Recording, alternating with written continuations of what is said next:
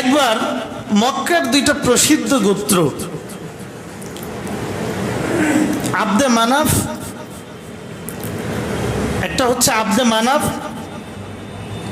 মানাফ গোত্র, আরেকটা হচ্ছে বনু সাহাম গোত্র। এই দুই গোত্রের মাঝে বাক বিতণ্ডা, তর্ক বিতর্ক শুরু হলো। জনবল নিয়ে কাদের শক্তি বেশি এই নিয়ে পরস্পর গর্ব শুরু করলো আব্দে মানাফ আর বনু সাহাম গোত্র। তর্ক বিতর্কে প্রাথমিকভাবে আব্দে মানাফ গোত্র বিজয়ী হয়। তারা প্রমাণ করে যে আমাদের জনসংখ্যা বেশি, আমাদের শক্তি বেশি। তখন বনু সাহাম গোত্র বলল, আরে জাহেলি যুগে আমাদের অনেক লোক মারা গেছে, যদি সেই হিসাবটা ধরো তাহলে তোমাদের চেয়ে আমরাই শক্তিতে বেশি, আমাদের জনবল বেশি। তখন আব্দে মানাফ গোত্র বলল, আচ্ছা ঠিক আছে, চলো কবরস্থানে যাই। কবরস্থানে চলে গেল, কবর গণনা করতে লাগলো, কোন কোন কবর আমাদের গোত্রের লোকের কবর। এভাবে যখন চূড়ান্ত গণনা শেষ হলো তখন বনু সাহাম গোত্র জয়ী হয়ে গেল। নাউজুবিল্লাহ। কি অহংকার, কি গর্ব আরবদের মাঝে ছিল। জনবল প্রমাণ করার জন্যে, জনশক্তি প্রমাণ করার জন্যে জীবিতদের তো গণনা করতেই, এমনকি মৃতদেরকে কবর গণনা করে করে নিজেদের জনবল জনশক্তি প্রমাণের চেষ্টা করলো। সবাই বলি নাউজুবিল্লাহ। আল্লাহর কাছে ওদের এই আচরণটা ভালো লাগে না। রব্বুল আলামিন জিব্রাইলকে দিয়ে সূরা তাকাসুর পাঠিয়ে দিলেন। বিশ্বনবীর মাধ্যমে বনু সাহাম গোত্র আব্দে মানাফ গোত্রের মাধ্যমে গোটা পৃথিবীর মানুষকে জানিয়ে দিলেন, ও বিশ্ববাসী শোনো, আল্লাহকুমুত তাকাসুর হাত্তা যুরতুমুল মাকাবির। তোমাদেরকে গর্ব অহংকার ঘিরে ধরেছে, পারস্পরিক গর্ব অহংকার, শক্তির গর্ব, সম্পদের গর্ব, জনবলের গর্ব, পরস্পর গর্ব অহংকার তোমাদেরকে ঘিরে ধরেছে। এমনকি তোমরা জনবল প্রমাণ করার জন্যে গোরস্থানে চলে যাও। নাউজুবিল্লাহ। পড়েন পরস্পর পারস্পরিক গর্ব অহংকার আমিত্ব তোমাদেরকে এমনভাবে চেপে ধরেছে, এই জনশক্তি জনবল প্রমাণ করার জন্যে তোমরা গোরস্থানে পর্যন্ত চলে যাচ্ছ। গর্ব অহংকার ভালো না খারাপ? সবাই বলতে হবে। গর্ব অহংকার করা এটা ভালো কাজ না খারাপ কাজ? এই অহংকার এটা শয়তানের খাসলাত। কার খাসলাত বলেন? শয়তানের বৈশিষ্ট্য। তো শয়তানের সাথে যদি কেউ সম্পর্ক রাখে সে শয়তানের ভাই হয়ে যায়। আমরা কি শয়তানের ভাই হতে চাই? আমাদের কি গর্ব অহংকার করা যাবে? গর্ব অহংকার কে করে? সবাই বলেন, শয়তান করে। আল্লাহ রাব্বুল আলামিন আদমকে যখন সৃষ্টি করলেন, সৃষ্টি করার পর ফেরেশতাদের উপর আদমকে ইলমের মাধ্যমে, জ্ঞানের মাধ্যমে, বিদ্যার মাধ্যমে শ্রেষ্ঠত্ব দিলেন। ফেরেশতাদেরকে বললেন, সূরা বাকারার 34 নম্বর আয়াতে আসছে, আল্লাহ বলেন, ওয়া ইয কুলনা লিল মালাইকাতি ইসজুদু লিআদম ফাসাজাদু ইল্লা ইবলিস। আল্লাহু আকবার বলেন। আল্লাহ বলেন, স্মরণ করুন ওই সময়ের কথা যখন আমি ফেরেশতাদেরকে বললাম আদমকে সম্মানসূচক সাজদা করো। সবাই সাজদা করলো, শুধুমাত্র একজন করলো না, সে হলো ইবলিস। ঠিক কিনা? দেখেন আল্লাহ ইবলিসকে কত সম্মান দিয়েছিল। আল্লাহ বললেন যে আমি যখন ফেরেশতাদেরকে বললাম আদম রে সাজদা করো, সম্মানসূচক সাজদা। সাজদা দুই ধরনের, একটা হলো সাজদায়ে তাআব্বুদি, ইবাদত সূচক সাজদা, যে সাজদা আমরা একমাত্র কাকে করি? আল্লাহকে। আরেকটা হচ্ছে সম্মান সূচক সাজদা, কুর্নিশ করা, মাথা ঝুঁকানো। এটা অন্য অন্য নবীদের শরিয়াতে বৈধ ছিল, কিন্তু আমাদের শরিয়াত ইসলামে এর বৈধতা নাই। একমাত্র একজনকে সাজদা করতে হবে, তিনি কে? আল্লাহ কিন্তু ইবলিসকে সম্মান দিয়েছিলেন। আমি ফেরেশতাদেরকে বললাম আদমকে সাজদা করো, সবাই সাজদা করলো ইবলিস ছাড়া। তাই ফেরেশতাদের মধ্যে আল্লাহ ইবলিসকেও শামিল করছিলেন, যদিও ইবলিস ফেরেশতা না, ও ছিল জিন। কিন্তু আল্লাহ রাব্বুল আলামিন ওর জ্ঞানের কারণে জিবরিল আলাইহিস সালাম এই জিনটাকে নিয়ে লালন পালন করে শিক্ষা দীক্ষা দিয়ে এত বড় জ্ঞানী করেছিলেন। ও ছিল মুআল্লিমুল মালাইকা, ফেরেশতাদের শিক্ষক। ফেরেশতাদের শিক্ষক হওয়ায় আল্লাহ ওদের ফেরেশতাদের দলভুক্ত করে দিয়েছে। সুবহানাল্লাহ। পুরা ফেরেশতাদেরকে বললাম আদমরে সাজদা করো, সবাই করলো। এই নির্দেশটা তো ইবলিসের উপরও ছিল, ইল্লা ইবলিস, কিন্তু ইবলিস করলো না। ও কি আচরণ করলো? আল্লাহ বলে আবা, সাজদা করতে অস্বীকার করলো, ওয়াস্তাকবার এবং অহংকার করলো।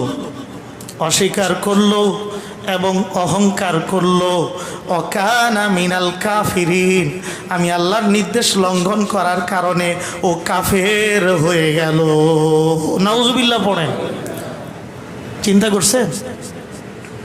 আল্লাহ বলছে সব ফেরেশতাদেরকে সাজদা করতে, সবাই করছে ইবলিস ছাড়া। ও অস্বীকার করলো, আমি করব না, আর অহংকার করলো, ফলে সে কাফের হয়ে গেল, সব আমল বরবাদ। অহংকারটা কিভাবে করলো? সূরা আরাফের 12 নম্বর আয়াতে আল্লাহ তুলে ধরেছেন,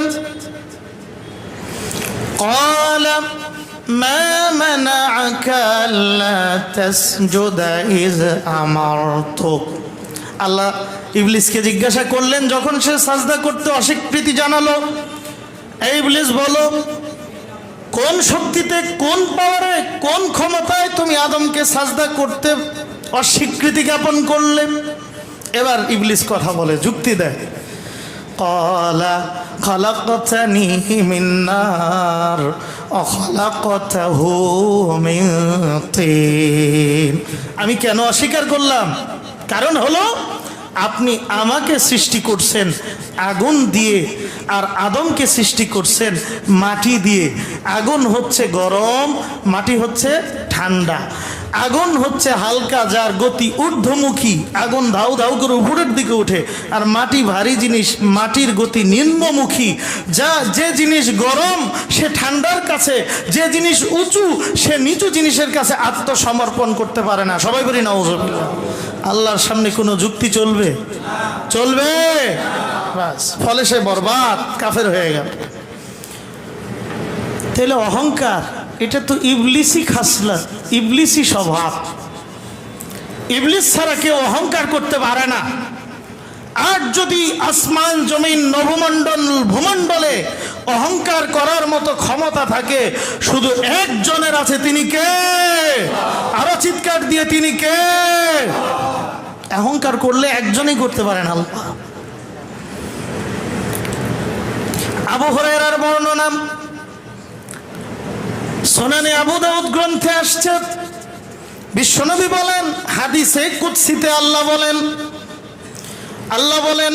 আল কিবরিয়াউ রিদাই ওয়াল আযমাতু ইজারি ফামান নাযানি ওয়াহিদাম মিনহুমা কাযাফতুহু ফিন্নার। অহংকার হলো আমার চাদর, আর বরত্ব হলো আমার লুঙ্গি। চাদর আর লুঙ্গি যেমন মানুষের পোশাক, আল্লাহ বললেন অহংকার বরত্ব এটা আমি আল্লাহর পোশাক, আমি আল্লাহর ভূষণ। ফামান নাযানি ওয়াহিদাম মিনহুমা কাযাফতুহু ফিন্নার।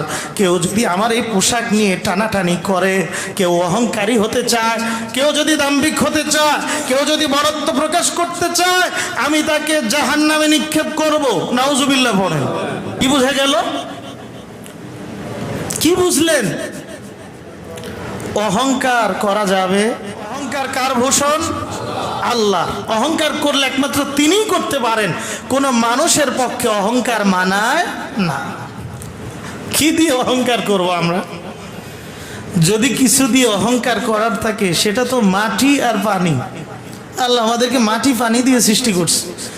আমাদের বাবা আদম আলাইহিস সালামকে মাটি দিয়ে সৃষ্টি করছে, আমাদেরকে এক ফোঁটা নাপাক পানি দিয়ে সৃষ্টি করছে। কেমন নাপাক পানি? যে পানির কারণে গোসল ফরজ হয়ে যায়। তো এটা দিয়ে গর্ব করার কি আছে? আমি খুঁজে পাই না। অথচ এই মানুষ আমরা গর্ব করি কি করি না? কেউ গর্ব করে শক্তির, যৌবন বয়স, শরীর গরম, অনেক শক্তি, মানুষকে মানুষ বলে মনে করে না।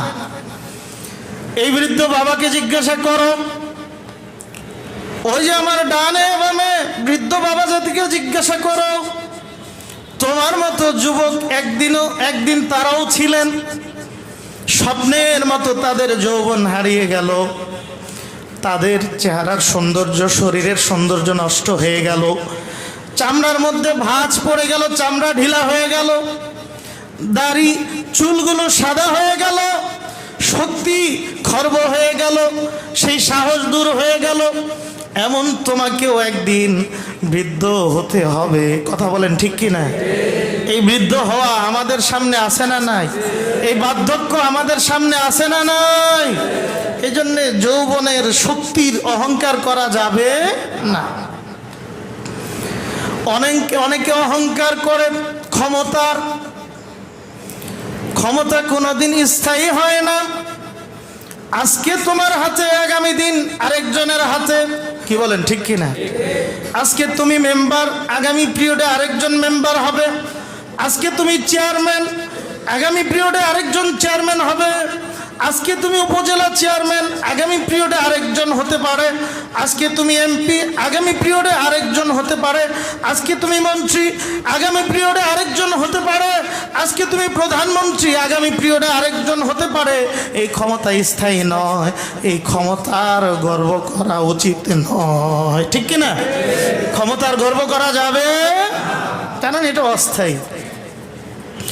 অনেকে গর্ব করে অর্থের।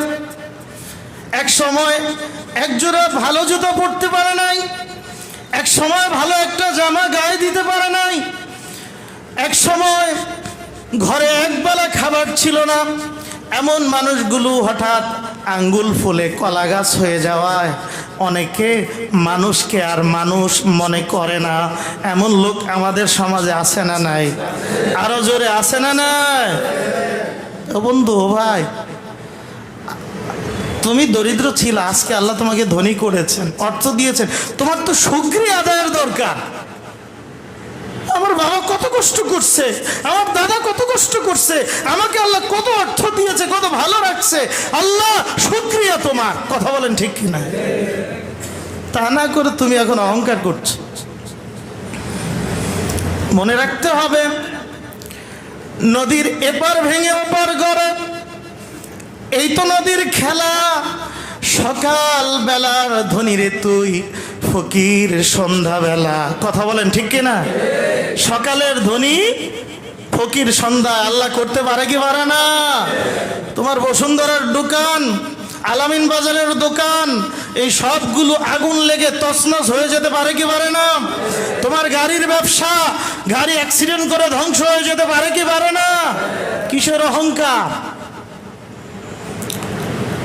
অনেক অহংকার করে বংশের, হাওলাদার গোষ্ঠী, ব্যাপারী গোষ্ঠী, শেখ গোষ্ঠী, মোরল গোষ্ঠী, অমুক গোষ্ঠী, তমুক গোষ্ঠী। বংশী অহংকার আমাদের মধ্যে আছে না নাই? এই জাহেলি যুগের লোকের এগুলো করতো। ওই জাহেলদের মাঝে আর আমাদের মধ্যে কোনো পার্থক্য নাই। একটা কুকুরের স্বভাব কি, তার এলাকায় আরেকটা কুকুর ঢুকলে সব কুকুরগুলো মিলে ওই একটা কুকুরকে আক্রমণ করে। এই চিত্র আছে না নাই? আজকে মানুষে আমরা কি করছি? একটা লোককে 10 জনে পিটায়, একা পেয়ে বন্ধু বান্ধব আপনজন সবাই মিলে ওই একটাকে আক্রমণ করে পিটায়। আমি বলতে চাই, এই অহংকারীর মাঝে, এই ব্যক্তির আচরণের মাঝে আর কুকুরের আচরণের মাঝে কোনো পার্থক্য নাই। আমরা তো সেই দিকে যাচ্ছি। অনেকে অহংকার করে সৌন্দর্যের। কালো মানুষ দেখলে ভুরু কুচকায়, কালো মানুষের পাশে বসতে চায় না, কালো মানুষের সাথে এক দস্তরখানে খেতে চায় না। এমন লোক আছে না নাই? যারা একটু লম্বা খাটোগুলোদেরকে দেখলে ভুরু কুচকায়, লম্বা খাটোকে দেখলে ভুরু কুচকায়, সুন্দর কালোকে দেখলে ভুরু কুচকায়, ধনী গরিবকে দেখলে ভুরু কুচকায়। ও মুসলমান, নামাজ থেকে শিক্ষা নাও। নামাজের কাতারে সাদা কালোর মাঝে কোনো পার্থক্য নাই, লম্বা খাটোর মাঝে কোনো পার্থক্য নাই, ধনী গরিবের মাঝে কোনো পার্থক্য নাই, রাজা প্রজার মাঝে কোনো পার্থক্য নাই, নেতা সাধারণ জনতার মাঝে কোনো পার্থক্য নাই। কথা বলেন ঠিক কিনা? নামাজ তো পড়ো, নামাজ কি শিখায় সেটা তো শিখো না। নামাজ কি শিখায়? যে মানুষে মানুষে কোনো পার্থক্য, কাজে সৌন্দর্য নিয়ে লম্বা হয়েছি বলে, ধনী হয়েছি বলে অন্যকে দেখে ভুরু কুচকানোর সুযোগ নাই। কোন সৌন্দর্য নিয়ে গর্ব করবেন? এই সৌন্দর্য তো থাকবে না। এই যে আমার সামনে এই যে বৃদ্ধ যারা বসে আছে, এই যে আমাদের ভাইজানের সোহরাব ভাই, কি লম্বা মানুষ, কি সুন্দর মানুষ, এখনই এত সুন্দর। যৌবন বয়সে কেমন ছিলেন? টকবগে যুবক যখন ছিলেন কেমন সুন্দর ছিল, আজকে তিনি কোথায় পৌঁছেছেন? কিসের সৌন্দর্যের বড়াই? কেউ অহংকার করে শিক্ষা দীক্ষার, এমন লোক আছে না নাই? একটু উচ্চ শিক্ষিত হয়েছে, মূর্খ লোকদের সাথে বসতে চায় না, চা খেতে চায় না, মিশতে চায় না, তার মধ্যে শিক্ষার অহংকার। আমি তো শিক্ষিত, আমি চলবো শিক্ষিত লোকের সাথে, মূর্খদের সাথে আমার কোনো সম্পর্ক নাই। সবাই বলি নাউযুবিল্লাহ। আল্লাহ তোমাকে শিক্ষিত করেছে, এটা তো তোমার প্রতি আল্লাহর দয়া, মেহেরবানি, ইহসান। একই ক্লাসে 30 জন পড়ছো, 29 জন ড্রপ আউট, ঝরে গেছে, একমাত্র আল্লাহ তোমাকে কবুল করছে, আল্লাহ তোমার প্রতি রহম করছে। তোমার তো শুকরিয়া আদায়ের বিষয়। আর শিক্ষার অহংকার বরত্ব করার কিছু নাই, তোমার ব্যবহারেই বংশের পরিচয়, ব্যবহারেই শিক্ষার পরিচয়। যে যত বেশি শিক্ষিত সে তত বেশি তার আচরণ, তার ব্যবহার তত উন্নত। কথা বলেন ঠিক কিনা? আর আমাদের দেশের শিক্ষিতদের ব্যবহার দেখলে তাদের ব্যবহার কুকুরকেও হার মানায়। ঠিক কিনা বলেন? যে গাছ যত ফল বিশিষ্ট হয় ওই গাছ তত নুয়ে থাকে। আরে কথা বলেন না কেন? যে গাছে যত ফল বেশি ওই গাছ তত নুয়ে থাকে। যে কলসে যত পানি বেশি ওই কলসে আওয়াজ কম হয়, খালি কলসি বাজে বেশি। হালকা গাছ সোজাও হয়ে দাঁড়ায় পীরের মতো, কিন্তু ফল হলে নুয়ে থাকে। ভরা কলসি বাজে কম। যারা যত শিক্ষিত হবে তার আচরণ তত মার্জিত হবে। ঠিক কিনা? কেউ শিক্ষিত হওয়ার পর দাখিল, আলিম, ফাজিল, কামিল, SSC, HSC, BA, honours, masters degree, উচ্চতর ডিগ্রি নেওয়ার পর, ডক্টরেট ডিগ্রি নেওয়ার পর, এমফিল করার পর, পিএইচডি করার পর যদি তার আচরণে পরিবর্তন না হয়, বুঝতে হবে ও শুধু কাগজগুলো কামাই করছে, শিক্ষার আলো ওর মধ্যে নাই। এই জন্য আমি চিন্তা করি যে এই মসজিদের খেদমতের সুযোগ আল্লাহ আমাকে দিয়েছে, এটা আল্লাহর মেহেরবানি না? আমার চেয়ে অনেক যোগ্য যোগ্য লোক আছে, তারাই সুযোগটা পায় নাই। আমাকে আল্লাহ কামিল পাশ করার তৌফিক দিয়েছে, এটা আল্লাহর মেহেরবানি।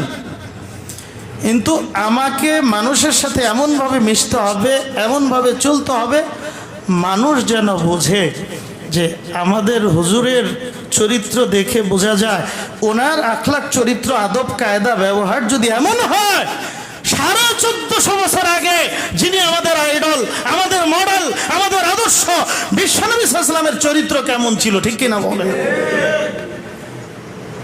তাদের ওয়ারিসদেরকে, নবীদের ওয়ারিসদেরকে দেখে, ওলামায়ে কেরামদেরকে দেখে আমরা তো শিখবো, গুণীজনদেরকে দেখে আমরা তো শিখবো, তাদের আচরণ থেকে আমরা বুঝে নিব নবীজি কেমন ছিলেন। আর আজকে আমাদের অহংকারের কারণে আমি ইমাম, আমি খতিব, আমি সালাম দিব কেন? তারা আমাকে সালাম দিবে। আমি ইমাম, আমি খতিব, আমি শিক্ষিত, আমি এই, আমি সেই, আমি বক্তা। এই অহংকার আমাদের ওলামায়ে কেরামদের থেকে শুরু করে সাধারণ জনতা পর্যন্ত প্রতিটি মানুষের মধ্যে ঢুকে গেছে। কথা বলেন ঠিক কিনা? এই অহংকার থেকে আমাদের বের হয়ে আসতে হবে। এই অহংকার থেকে আমাদের বের হয়ে আসতে হবে, কারণ আল্লাহ ছাড়া আর কারো অহংকার করার ক্ষমতা নাই। আপনারা কারুনের নাম শুনছেন? কারুন মুসা আলাইহিস সালামের জামানার বড় ধনী ছিলেন। এই কারণ একদিন টাকা পয়সার কারণে তার মধ্যে একটা দ্বন্দ্ব আসলো।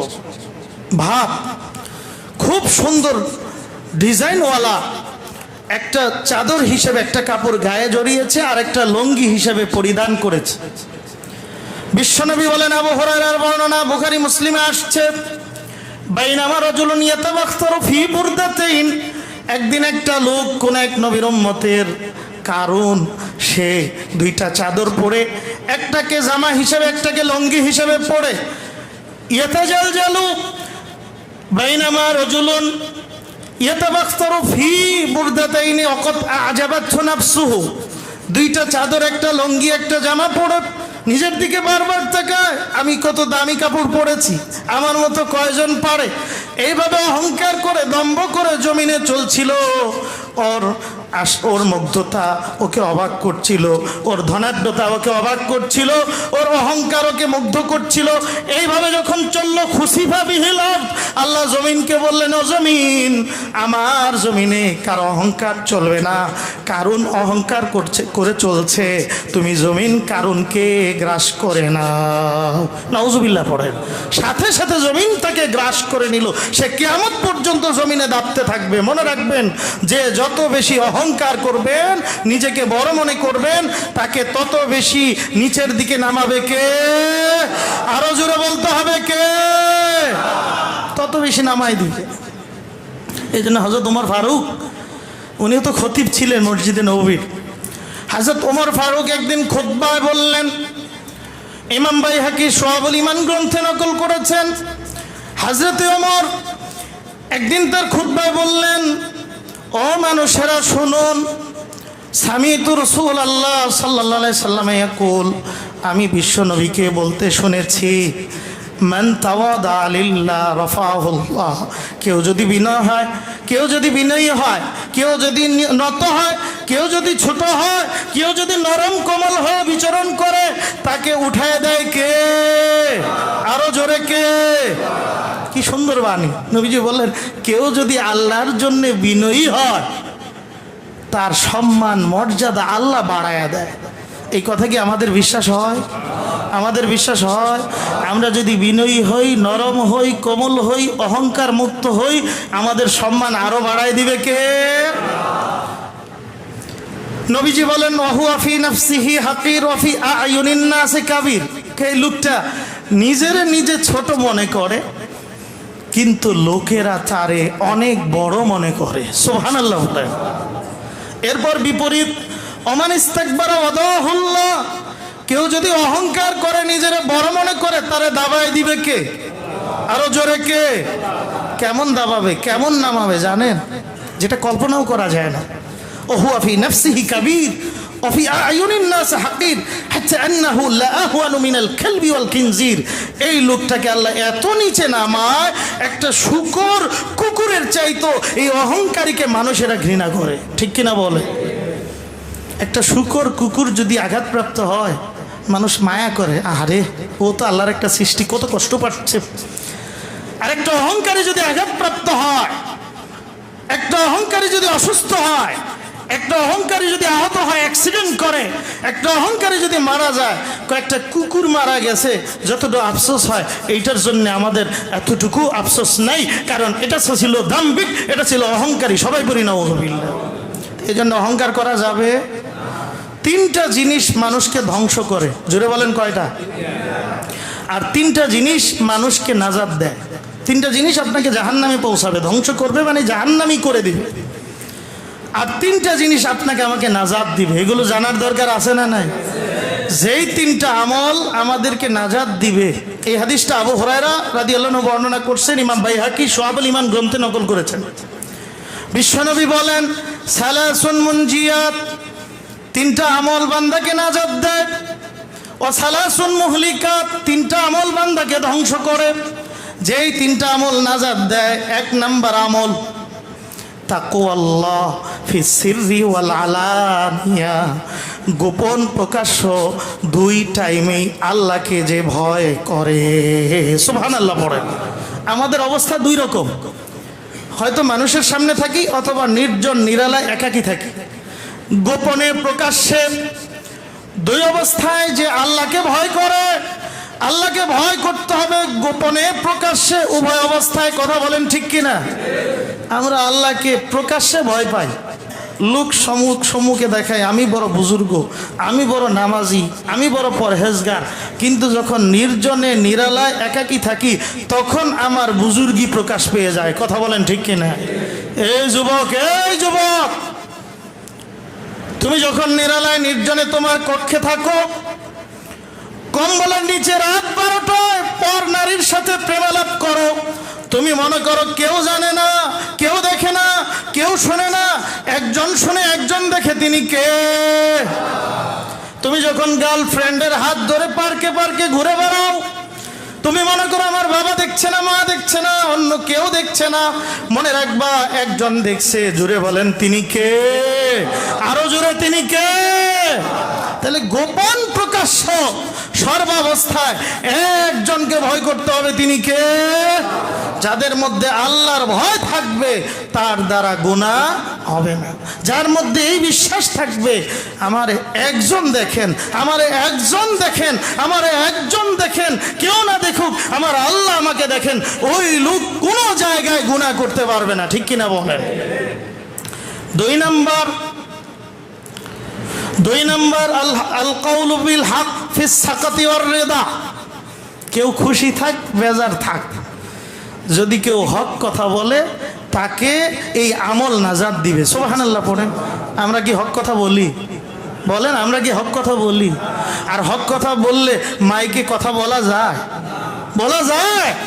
এখন ইউটিউব ফেসবুকের কারণে আপনারা দেখতে পাচ্ছেন যে কত বক্তার ওয়াজকে বন্ধ করে দেওয়া হচ্ছে, এভাবে মাইক ঘুরে দেওয়া হচ্ছে, সভাপতি বাধা দিচ্ছে, মাহফিল কমিটি বাধা দিচ্ছে, হ্যাঁ, বড় বড় নেতারা বাধা দিচ্ছে। তাহলে বোঝা গেল একই দাওয়াত, একই কোরআনের কথা, একজন বলে তাকে হালুয়া রুটি খাওয়ায়, বড় বড় রান খাওয়ায়, পোলাও খাওয়ায়, কোরমা খাওয়ায়, একই কোরআনের কথা বলে, আবার আরেকজন কোরআনের কথা বললে বাধা সৃষ্টি করে। বুঝতে হবে যে দাওয়াত দিয়ে কোরআন, পোলাও, কোরমা পাওয়া যায়, ওই দাওয়াত হকের দাওয়াত হচ্ছে না। যে দাওয়াত দিয়ে বাধাগ্রস্ত হয়, বুঝতে হবে ওটাই হচ্ছে নবুয়তি দাওয়াত। আমার কথা আপনারা বুঝতেছে? আমার দুঃখ লাগে, আমাকেও অনেকে মশাওয়ারা দেয়, হুজুর সময় খুব খারাপ, হিসাব কিতাব করে কথা বললেন। আমি কি হিসাব ছাড়া বলি? হিসাব ছাড়া কোনো কথা বলছি? আমি কোনো সরকার, কোনো দলকে টার্গেট করে বলছি? আরে ভাই, যেই যেই জায়গায় ঘা ওই জায়গায় আমাকে মলম দিতে হবে না? ইসলাম তো একটা কমপ্লিট জীবন ব্যবস্থা। তাহলে কমিটির আমাকে বলে দেন যে হুজুর আমাদের মসজিদে শুধু বয়ান হবে, কবরের বয়ান, হাসরের বয়ান, মিজানের বয়ান, নামাজের বয়ান, আর কোনো বয়ান দরকার নেই, আমি ওগুলোই করবো, আর সব বাদ দিব।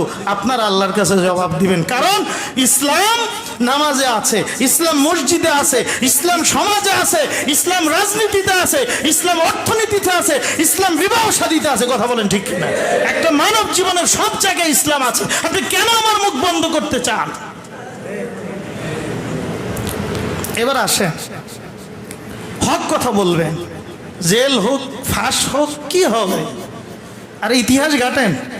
আমরা যদি আমাদের অতীত ইতিহাস দেখি, বড় বড় আলেম যারা এই পৃথিবীতে ছিলেন, প্রত্যেকটা আলেম তারা তৎকালীন সরকার কর্তৃক নির্যাতিত হয়েছে। এই প্রমাণ আছে না নাই? কাজী আবু ইউসুফ, আমাদের হানাফি মাযহাবের একজন বড় ইমাম, কারাবন্দী হয়েছে। আমাদের ইমাম আবু হানিফা কারাবন্দী হয়ে তাকে বিষ খাওয়ায় মারা হয়েছে। তাহলে বোঝা গেল তাদের দাওয়াত ছিল হকের দাওয়াত। আমি কোনো দলকে মেনশন করছি না, আমাদের হুজুরদের অনেক দল আছে। আপনি মনে রাখবেন, যেই কোরআনের কথা বললে পোলাও কোরমা পাওয়া যায়, হাদিয়া পাওয়া যায়, বাহাবা পাওয়া যায়, বুঝবেন কোরআনের কথা আপনার দ্বারা হচ্ছে না। আর যেই কোরআনের কথা বললে আপনার বিরুদ্ধে একটা দল থাকবে, একটা গোষ্ঠী থাকবে, কেউ না কেউ আপনার বিরুদ্ধে থাকবে, বুঝতে হবে আপনার দ্বারা হকের কোরআনের প্রচার হচ্ছে। আমাদের তো এখন দুই রকম কোরআন হয়ে গেছে। এরপর আসেন পরের কথা, 3 নাম্বার যেটা নাজাত দেয়, আল কসদু ফিল গিনাই ওয়াল ফাকর। দরিদ্রতা, ধনাঢ্যতা দুই সময়ে মধ্যপন্থা অবলম্বন করা, খরচের ক্ষেত্রে মধ্যপন্থা অবলম্বন করা। ধনী থাকেন গরিব থাকেন, ফ্যামিলির উপর খরচ করার ক্ষেত্রে বা যে কোনো খরচ করার ক্ষেত্রে মিডিল অবস্থানে অবস্থান করবেন। রাসূল বলছেন মা আলা মান আলা লা ইফতাকির, যে ব্যক্তি মধ্যপন্থা অবলম্বন করে খরচে, সে ব্যক্তি কখনো গরিব হয় না। সুবহানাল্লাহ পড়েন। আমরা কৃপণতাও করব না, আবার অপচয়ও করব না। সূরা ফুরকানে আল্লাহ তার প্রিয় বান্দাদের গুণ বলছেন, ওয়াল্লাযীনা ইযা আনফাকু লাম ইউসরিফু ওয়া লাম ইয়াকতুরু ওয়া কানা বাইনা যালিকা কওয়ামা। আল্লাহর প্রিয় বান্দা তারাই যারা খরচ করার সময় মিডল অবস্থানে অবস্থান করে, অপচয় করে না, কৃপণতাও করে না। অপচয় নিষিদ্ধ, অপচয়কারী শয়তানের ভাই, আর কৃপণতাও ইসলামে নিষিদ্ধ। কথা বলেন ঠিক কি না? মাঝামাঝি ক্লাস। তাহলে তিনটা আমল নাজাত দেয়। একটা হলো প্রকাশ্য অপ্রকাশ্য উভয় অবস্থায় আল্লাহর ভয়। দুই নাম্বার হলো কেউ খুশি হোক নারাজ হোক হক কথা বলা। তিন নাম্বার হলো খরচের ক্ষেত্রে মিডল অবস্থান অবলম্বন করা, মধ্যপন্থায় খরচ করা। আর যে তিনটা আমল মানুষকে ধ্বংস করে, ওই তিনটা আমল আমি শুধু নামগুলো বলে যাই। একটা হচ্ছে শহন মুতাউন হাওয়া মুত্তাবাউন, শহন মুতাউন ইজাবুল মারই বিনফসিহি ওয়া হিয়া আশাদ্দুহুন্না। এক নাম্বার হলো খেয়াল খুশি মতো চলা, প্রবৃত্তির অনুসরণ করা, মন যা চায় তাই করা। আপনার আমার মন দেখবেন এমন মন, ভালো কাজ ভালো লাগে না, খারাপ কাজ বড় মজা লাগে। কথা বলেন ঠিক কিনা? এই মন যা চায় তাই করা, প্রবৃত্তি যা চায় তাই করা। মন কি চায়? রাত 1টায় আর্জেন্টিনার খেলা হবে, বিশাল খিচুড়ির আয়োজন করি, বড় বক্স আনি, বিশাল পর্দা লটকাই, এশারের নামাজের খবর নাই, ফজরের নামাজের খবর নাই। এই যুবক রাত 1টায় ওর মন চাইছে মনের খোরাক দেওয়ার জন্যে রাত জেগে জেগে ব্রাজিল আর্জেন্টিনার খেলা দেখে, অথচ পরকালীন জীবনকে সফল করার জন্যে, নাজাত পাওয়ার জন্যে এই যুবক ফজরের জামাতে মসজিদে আসে না। কথা বলেন ঠিক কিনা? এই আওয়াজটা একেবারে ছোট হয়ে গেল, কারণ ম্যাক্সিমাম খেলার পক্ষে। এই ঠিক আওয়াজটা কিন্তু জোরে হয় না, এর আগেরটা অনেক জোরে হয়েছে। আবার বলছি, যুবক মন যা চায় তাই করবা, মন যা চায় তাই করা, খেয়াল খুশি মতো চলা, এটা মানুষকে ধ্বংস করে। বুঝতে হবে, যদি খারাপ কাজ আমার কাছে মজা লাগে আর ভালো কাজ যদি মজা না লাগে, বুঝতে হবে আমার ঈমান নাই। সবাই বলি নাউজুবিল্লাহ। এক লোক রাসূলকে জিজ্ঞাসা করছে, ইয়া রাসূলুল্লাহ মাল ঈমান, ঈমান কি? আমি যে ঈমানদার এটা বুঝবো কিভাবে, নিজের যাচাই করব কিভাবে? নবীজি একটা সূত্র বলে দিলেন, ইজা সাররাতকা হাসানাতুকা ওয়া সাআতকা সাইয়্যাতুকা ফাআনতা মুমিন। এই তোমার যদি ভালো কাজ করলে মজা লাগে আর যদি মন্দ কাজ করলে ঘৃণা লাগে, ভিতরে ধাক্কা আসে, অনুশোচনা আসে, বুঝবা তুমি ঈমানদার। আর যদি এর বিপরীত হয়, ভালো কাজ ভালো লাগে না, মন্দ কাজ রাতভর খেলা দেখতে ভালো লাগে, বুঝবা এর বিপরীত যেহেতু তোমার অবস্থান, তুমি ঈমানদার নও। কথা বলেন ঠিক? ব্রাজিলের পতাকাটা নাই, আর্জেন্টিনার পতাকাটা নাই, আরে ফেস্টুন পতাকায় ভরে গেছে। অথচ মেসি, ওরে তো দূরের কথাই, বাংলাদেশও ভালো করে চেনে না। নেইমার, ওই ব্যক্তিরা তো দূরের কথাই, বাংলাদেশকেও ভালো করে চেনে না। অথচ সেই ইহুদি, সেই খ্রিস্টান, তাদের জন্যে, তাদের ভালোবাসায় ব্যানার টানাও, ফেস্টুন টানাও।